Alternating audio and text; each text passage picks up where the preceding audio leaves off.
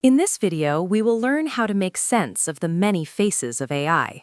We'll explore a powerful framework called CEI classification, designed to bring order to this complex technological landscape. Imagine trying to write laws for AI when a self-driving car is so different from a chatbot. Without clear definitions, how do we assign responsibility or create fair regulations?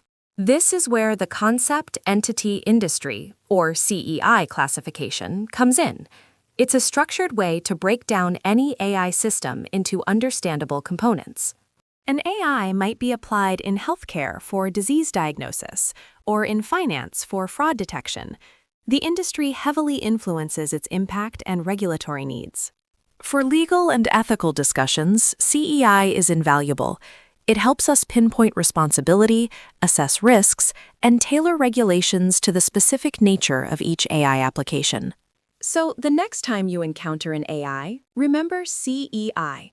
You now have a powerful tool to dissect its complexity and understand its true nature in the world. Subscribe for more content like this and start your prep today.